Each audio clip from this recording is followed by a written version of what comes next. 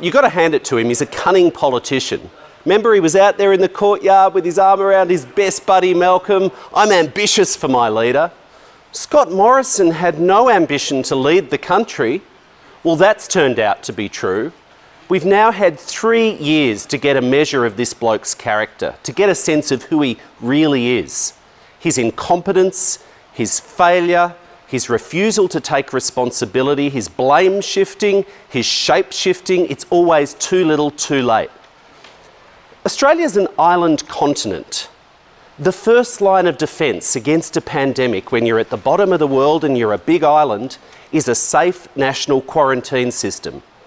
18 months into this pandemic, Scott Morrison has failed to put in place safe quarantine, allowing Delta to infect and spread across the country. If you're a dog or a cat or a horse or a bunch of flowers or, as we learnt last week, a miniature donkey, you go to a Commonwealth quarantine facility. But apparently in Scott Morrison world, if you're a person who comes into Australia in a pandemic, that's the state's fault. That's not his responsibility. He'll blame someone else. But now he's going to build some by the end of the year, maybe. Too little, too late. Your second line of defence in a pandemic is vaccines. He failed to order enough and a diverse supply of vaccines last year, and now the country is paying the price. Millions of Australians want that jab. They want that protection. They're vulnerable to the Delta variant because this bloke didn't order enough vaccines. But then he went on the internet, probably on eBay, I don't know, might have had an ad in Gumtree, and he got 1 million from Poland, and we're supposed to be grateful. That's 1 week's supply at best. It's too little, too late. And it's only when he fails at his first 2 jobs, the Commonwealth jobs, quarantine and vaccine, that you're left with the harshest tool of all, lockdowns. So make no mistake, millions of Australians are currently locked down, 35,000 Australians locked out, and everyone else locked in because of this bloke's failure. But these are not isolated incidents. You can't just write these off as, oh, well, I was having a tough day at the office and, you know, it's a pandemic, it's difficult. This is a pattern we've now seen in these 3 long years. My God, it feels like longer. We've seen it play out tragically in Afghanistan. I have more Afghan Australians in my electorate than any member of parliament. And this is personal for me and my community. Not only have we seen his inexcusable failure to bring to safety the interpreters and the thousands of staff who helped us over 20 years, our mates, as the veterans of Australia, is crying out to save.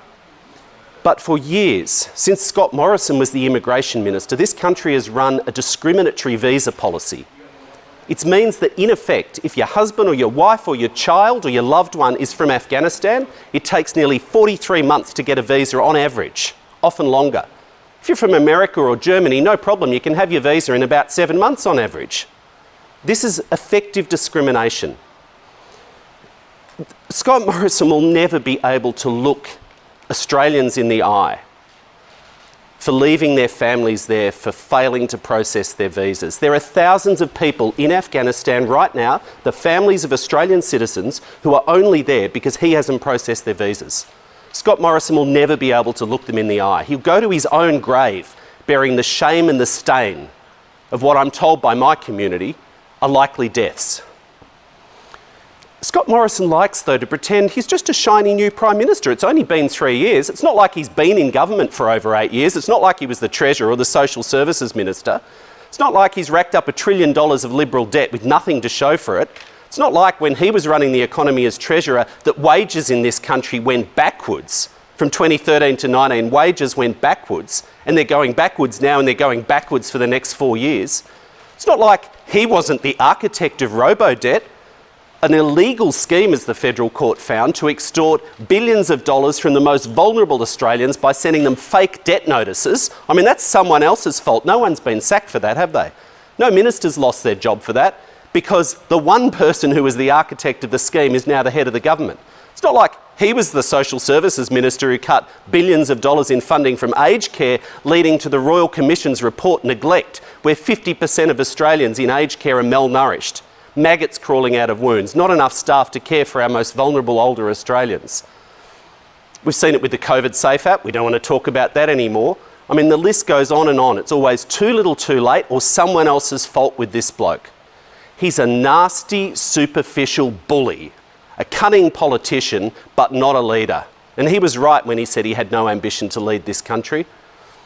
A fish rots from the head. The culture of a government, the culture of a sporting team, the culture of any organisation is set by the leader. The Auditor General has found report after report of the grafts, the rorts, the waste, the corruption of public administration, from sports rorts to regional jobs rorts. He even found a way, I mean, you've got to hand it to him for creativity, to rort a car park fund. The common thread in all of this goes back to the Prime Minister and the Prime Minister's office. He's the spider at the centre of the web, pulling the little threads as the coloured spreadsheets fly around, tipping billions of dollars of taxpayer money, often with no process or no criteria, except as a Liberal Party marginal seat, one they want to hold or one they want to win. Australia cannot afford 3 more years of this bloke and the culture that he sets for the country and for our government.